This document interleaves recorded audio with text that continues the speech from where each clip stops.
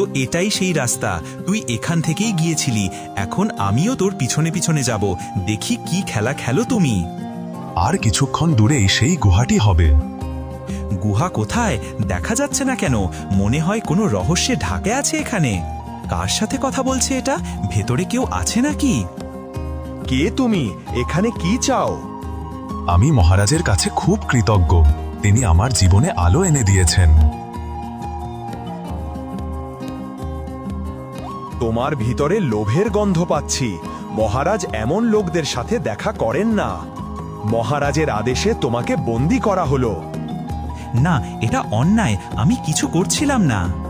তোমার শাস্তি তোমার কর্মের দ্বারা নির্ধারিত হয়েছে। ধন্যবাদ মহারাজ, আমি কখনোই আপনার বিশ্বাস ভাঙব না। এই রহস্য কি কখনো অন্য কারোরও দেখা যাবে, নাকি শুধু তাদেরই দেখা যাবে যাদের হৃদয় সৎ? সব ঠিক আছে রেখা, এখন আর কোনো ভয় নেই। মহারাজ সব দেখেছেন এবং বিচারও করেছেন।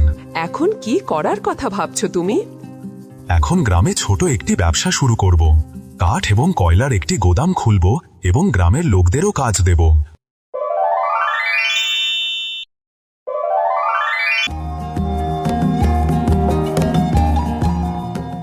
তুমি সবকিছু সত্যিই সামলে নিয়েছো, আমি খুব খুশি তোমার জন্য। না রেখা, আল্লাহ আমাদের ভালোবেসেছেন এবং আমরা সেই ভালোবাসার ফল পাচ্ছি। কে ভাই আপনি? আপনি তো মাধব। হ্যাঁ বলুন ভাই, আমি মাধব। কি হয়েছে? আমি মহারাজের দূত, তিনি আপনাকে একটি বার্তা পাঠিয়েছেন। মহারাজের বার্তা আমার জন্য? হ্যাঁ, তিনি আপনাকে ডেকেছেন, তাকে আপনার সাথে কিছু বিশেষ কথা বলতে হবে। কি জন্য ডেকেছেন? কি কথা হয়েছে? সব ঠিক আছে তো? আমাকে শুধু এতটুকু বলা হয়েছে যে মাধবকে এখনই নিয়ে যেতে হবে। ঠিক আছে, আমি সকালে যাব। না, আপনি এখনই চলুন, আমি সাথে আছি, রাস্তা নিরাপদ। বাবা, তাড়াতাড়ি ফিরে এসো। তাড়াতাড়ি চলুন, মহারাজ আপনার জন্য অপেক্ষা করছেন। মহারাজ রাতে ডেকেছেন, নিশ্চয়ই কোনো জরুরি কথা হবে। এসো মাধব, বসো। মহারাজ, আপনি আমাকে স্মরণ করেছেন। মাধব, আমরা অনেক দিন ধরে দেখছি তুমি যেভাবে জীবনকে আবার গড়ে তুলেছ তা খুব অনুপ্রেরণাদায়ক।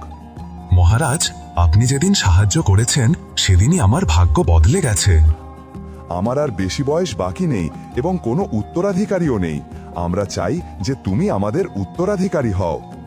আমি রাজগদিতে বসবো, এটা কিভাবে সম্ভব? আমরা তোমার আচরণ, সততা এবং পরিশ্রম যাচাই করেছি, আর এই গুণগুলোই একজন সত্যিকারের মহারাজের মধ্যে থাকা উচিত। আমাকে ভাবার সময় দিন মহারাজ। তোমাকে কাল সকাল পর্যন্ত সময় দিচ্ছি, ভেবেচিন্তে সিদ্ধান্ত নিও।